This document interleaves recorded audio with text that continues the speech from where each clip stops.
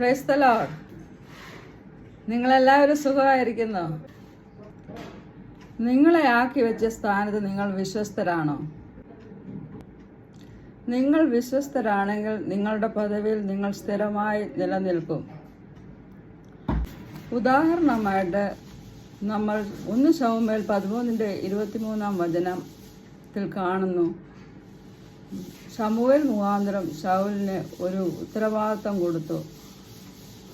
ഇതായിരുന്നു: നീ അമാലേക്യരോട് ചെന്ന് യുദ്ധം ചെയ്ത് അവരെ നിർമൂലമാക്കണം എന്നാണ് പറഞ്ഞത്.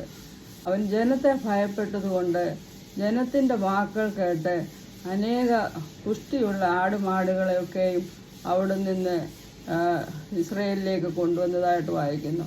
എന്നാൽ ദൈവം ഒരിക്കലും അത് ആഗ്രഹിച്ചിരുന്നില്ല. അവരെ പൂർണ്ണമായി നിർമൂലമാക്കണം.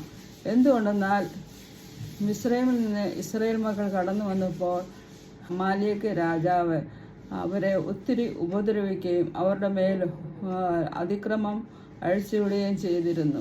അത് ദൈവം കുറിച്ചു വച്ചിരുന്നു എന്ന് നമ്മൾ ദൈവവചനത്തിൽ വായിക്കുന്നു. 1 ശമൂവേൽ 15:2 നമ്മളിത് വായിക്കുന്നത്. ഈ വചനത്തിൽ കൂടെ നമ്മൾ മനസ്സിലാക്കുന്നത് ദൈവജനത്തിന് വിരോധമായി അന്യജാതികളായിരുന്നാലും പ്രവർത്തിക്കുന്ന ഏത് വിഷയവും ദൈവം അവൻ്റെ ഓർമ്മക്കുറിപ്പിൽ കുറിച്ച് വച്ചിട്ടുണ്ട്.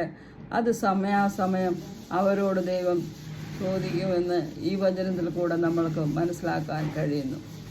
എന്നാൽ പ്രിയരെ, ശൗല് ദൈവത്തെ അനുസരിച്ചില്ല. അവരെ പൂർണ്ണമായിട്ട് നിർമൂലമാക്കിയില്ല. അതുകൊണ്ട് അവനെ രാജസ്ഥാനത്തിൽ നിന്ന് മാറ്റുന്നതായിട്ട് നമ്മൾ വായിക്കുന്നു. നിങ്ങളെ കർത്താവ് ഏത് സ്ഥാനത്താണ് ആക്കിയിരിക്കുന്നത്, അതിൽ നിങ്ങൾ വിശ്വസ്തരായി ഇരിക്കുക. ഒരു വ്യക്തി ജനിക്കുമ്പോൾ തന്നെ അവർ എന്തായി തീരണമെന്ന് ദൈവത്തിൻ്റെ ഒരു ഉദ്ദേശമുണ്ട്. ആ ഉദ്ദേശപ്രകാരമാണ് ആ വ്യക്തിയെ ദൈവം വളർത്തിക്കൊണ്ടുവരുന്നത്. നമ്മൾ ന്യായാധിപന്മാരുടെ പുസ്തകത്തിൽ ശിംശോൻ്റെ ജനനത്തെക്കുറിച്ച് വായിക്കുന്നുണ്ട്. ശിംശോൻ എന്തായിത്തീരുമെന്ന് അവൻ്റെ അമ്മയോട് ദൈവം പറയുന്നു. അതനുസരിച്ച് അവനെ വളർത്തണമെന്ന് പറയുന്നു. ആ സമയത്ത് ശിംശോൻ ആ അമ്മയുടെ വയറ്റിൽ ഉരുവായിട്ട് പോലുമില്ല.